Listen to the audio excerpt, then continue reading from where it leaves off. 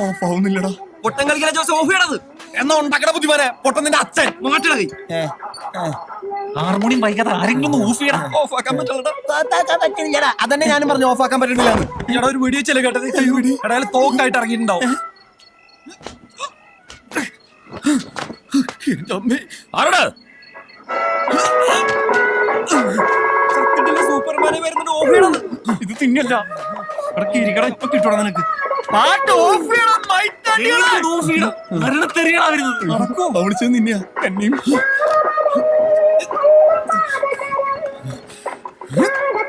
ഓഫാക്കി തന്റെ പൊന്നു പുണ്യാണ്. പുണ്യാളുടെ പണി.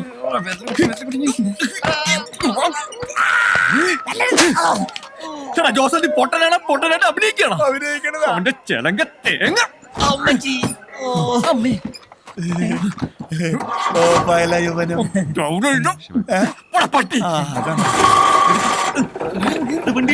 ഭഗവാന്റെ വീട് കൂടി ചാവും. ഇത് അങ്ങേരുടെ വീടിന്റെ കയ്യാലക്കകത്തൂടെ തന്നെ കുത്തിക്കയറ്റണം അല്ലെ? അല്ല നീയൊക്കെ പാട്ട് വെച്ചെന്റെ ഒറ്റ കീറും.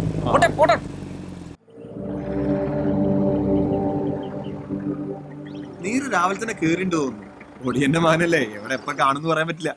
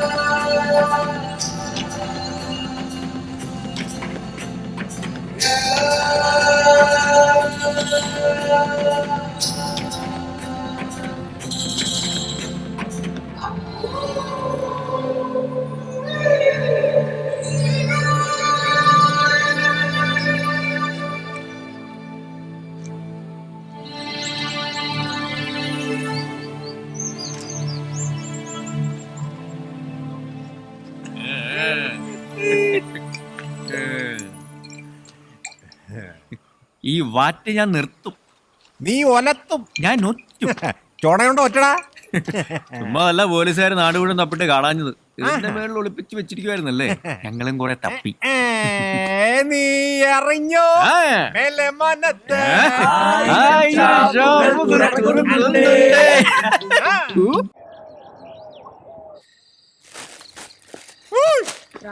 ഉള്ളിക്കൂടെ റായേദിയ അത് ആയി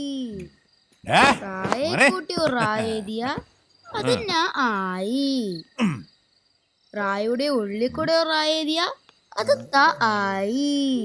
അത് ശരിയാണല്ലോടാ. അങ്ങനെ റായെ കൂട്ടി റാ കൂട്ടി എഴുതിയാൽ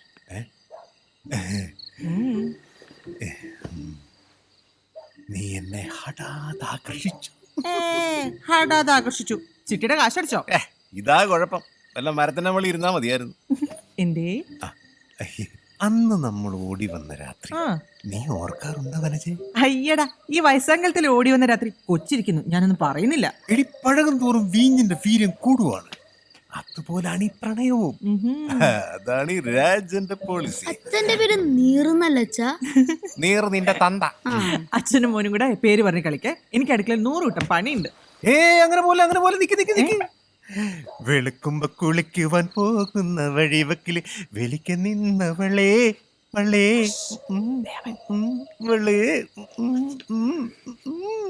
നിന്നിട്ട് അച്ഛനൊരു കിളിക്കൂട് കണ്ടടാ മോനെ. ഓ, കിളിക്കൂട് കാണേ ഉള്ളൂ, കിളിയെന്ന് കിട്ടില്ല. ഏത് കിളിയാച്ചാ? കാക്ക. അപ്പൊ കാക്കൊരു കിളിയാണോ? ചില സമയങ്ങളിൽ കാക്കയും ഒരു കിളിയാകും. ഓ, അത് ശരി. എന്തേലും എടുത്തോ. അച്ഛന്റെ പ്രേംനസീറിങ് എത്തിയോ?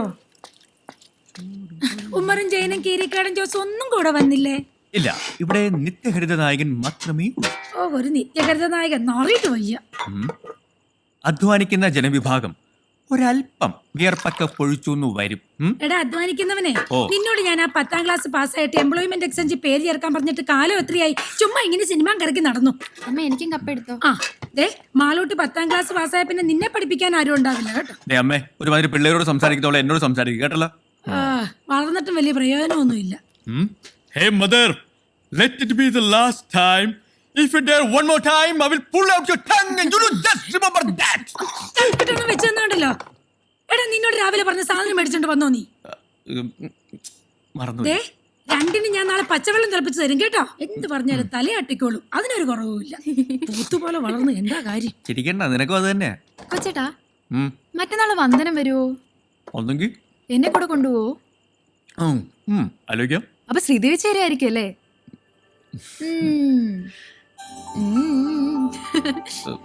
Go go go ഗോഡി.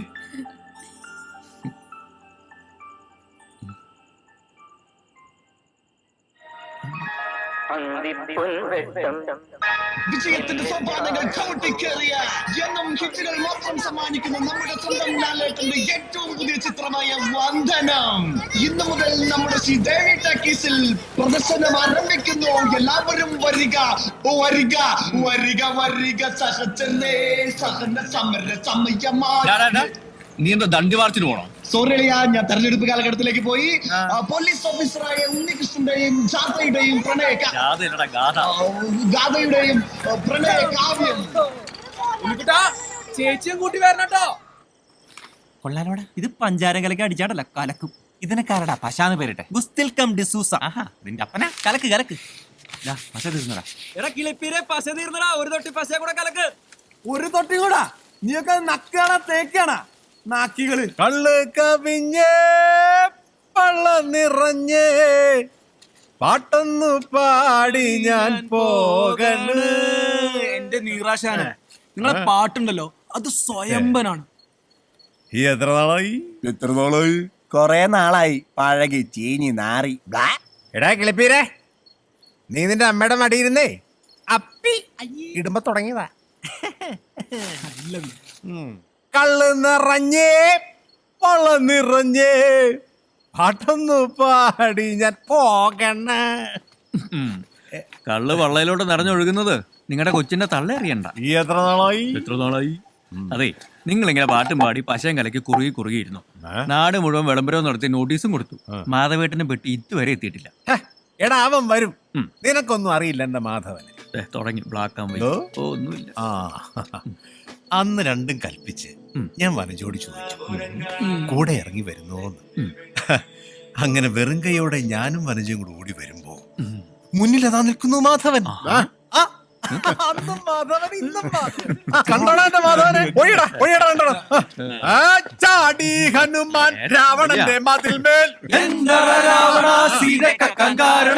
നിന്നോടാരും പറഞ്ഞിട്ടോ നിന്റെ മനസ്സിൽ തോന്നിട്ടോ? എന്നോടാരും ചൊല്ലിട്ടല്ല, എന്റെ മനസ്സിൽ തോന്നിട്ട്. നേരെ 6ാം ക്ലാസ്സിലെത്തിയോ? ഇതിപ്പോ എത്രാമത്തെയാ? 3, 4. അപ്പൊ പെട്ടി കിട്ടിയല്ലേ? അതൊന്നും പറയണ്ടടാ. രാവിലെ ഭഗവാന്റെ വീട്ടിൽ ചെന്ന് പൈസയും പലിശയ്ക്ക് വാങ്ങിച്ച് ഡിസ്ട്രിബ്യൂഷൻ കമ്പനി ഓഫീസിൽ ചെന്നപ്പോ എന്തുവാ പെട്ടി വന്നിട്ടില്ലാന്ന്.